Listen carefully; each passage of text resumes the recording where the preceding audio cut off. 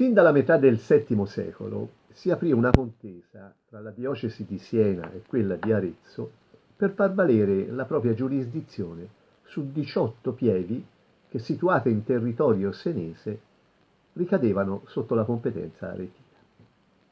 La lite, a tratti sanguinosa, andò avanti per 6 secoli e si concluse definitivamente con la bolla di Papa Onorio del 27 maggio 1220 che, riconoscendo le ragioni del vescovo d'Arezzo, imponeva il silenzio perpetuo a quello di Siena.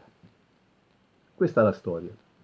Ma la tradizione popolare ritiene da secoli che la determinazione dei territori e dei relativi confini sia avvenuta in un altro modo. Ogni vescovo sarebbe partito dalla sua città verso l'altra e lì, dove si fossero incontrati, sarebbe stato fissato per sempre il confine diocesano. Un vescovo fu di certo più sollecito di quell'altro. Ecco perché ancora ai nostri giorni 14 parrocchie della provincia di Siena sono soggette alla diocesi di Arezzo, il cui confine arriva al fiume Arbia. Me lo so chiesto spesso, e te lo sai, perché siamo diocesi d'Arezzo. Senti parlare chianino, capirai, a me m'ha fatto sempre salire lezzo.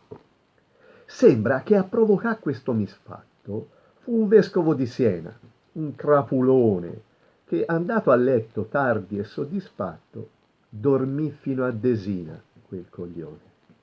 La sera era una cena di contrada. Bevve vino, cantò, mangiò il bulisto e la mattina dopo per la strada un si reggeva in piedi, povero Cristo. Il vescovo d'Arezzo, gazzilloro, la sera mise a letto le galline, munse la vacca, fece il bidè al toro, mangiò 2 acciughe e spense le lucine. La mattina col gallo era già sveglio. Si mise in marcia svelto come l'asca, quello di Siena, a letto, e posti meglio quel furbacchione se le mise in tasca. Di là che voi, c'aveva il casentino, sarebbe a di miseria e castagnaccio, la chiana e la malaria a rigutino. Per questo s'affrettava, poveraccio. Prese il Poggio, le Serri, Modanella e poi più avanti Asciano e Castelnuovo e Rapolano e la sua pieve bella, mentre il senese là beveva all'ovo. Quando si rincontronno per la via, il rospo, belle all'Arbia, è lì che aspetta, e quell'altro, in che stato, mamma mia, ha già perso il chiantino e la casetta. Si misero d'accordo sui confini. Poi con il tempo Asciano se n'è andato. Noi altri e Castelnuovo, gli aretini, ci hanno tenuto e non ci hanno mai lasciato. Asciano è le ranocchie e un po' d'ombrone, ma qui c'è l'olio e a Castelnuovo il vino e il vescovo d'Arezzo un neccoglione. E ci tocca sentì parlà chianino.